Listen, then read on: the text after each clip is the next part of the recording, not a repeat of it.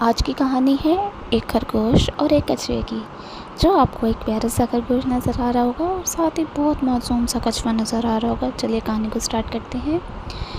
ایک دن کی بات ہے، ایک جنگل میں ایک خرگوش رہتا تھا۔ وہ بہت تیز دوڑنے والا اور خود پسند تھا۔ اس سے اپنی رفتار پر بڑا غرور تھا۔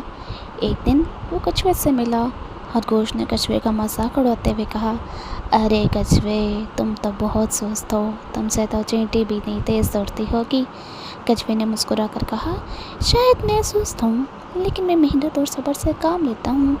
خرگوش ہنسا اور بولا، چلو پھر میرے ساتھ دوڑ کا مقابلہ کرو، دیکھتے ہیں کون جیتتا ہے۔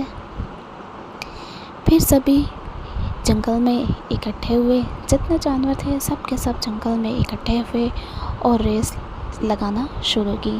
خرگوش نے کہا کہ میں تمہارے ساتھ دوڑوں گا اور تم بھی دوڑ میں شامل ہو جاؤ، دیکھتے ہیں ہم دونوں میں سے کون زیادہ تیزی سے دوڑتا ہے۔ پھر سارے جانور وہاں پر اکٹھے ہو گئے اور سب ان کو دیکھنے لگے۔ کچھوے نے چیلنج قبول کر لیا۔ جنگل کے جانور اکٹھے ہوئے، دوڑ شروع ہوئی۔ خرگوش بجلی کی طرح دوڑ لگائی اور بہت آگے نکل گیا۔ راستے میں ایک درخت کے نیچے بیٹھا اور سوچا، کچھوا تو بہت پیچھے ہے، کیوں نہ میں ذرا سا آرام کر لوں، پھر دوڑ کر جیت تو میں ہی جاؤں گا۔ لیکن آرام کرتے کرتے خرگوش کو نیند آ گئی۔ ادھر کچھوا آہستہ آہستہ مگر مسلسل چلتا رہا۔ اس نے کہیں نہیں روکا اپنے آپ کو اور وہ آخر کار اپنی منزل تک پہنچ گیا۔ جب خرگوش وہاں پہنچا تو اس کو بہت زیادہ افسوس ہوا۔ اس کی آنکھ کھولی، اس نے دیکھا کہ وہ تو بہت پیچھے رہ گیا ہے۔ وہ بہت بھاگا بھاگا بھاگا بھاگا، لیکن جب وہاں جا کر پہنچا تو اس نے دیکھا کچھوا تو پہلے ہی وہاں پر موجود تھا۔ کچھوا تو جیت چکا تھا۔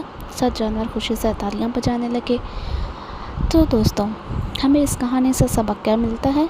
سست رفتاری سے صحیح مگر مسلسل محنت اور صبر کے ساتھ کام کرنے والے لوگ ہمیشہ کامیاب ہوتے ہیں، اور غرور اور سستی ہمیشہ انسان کو نقصان دیتی ہے۔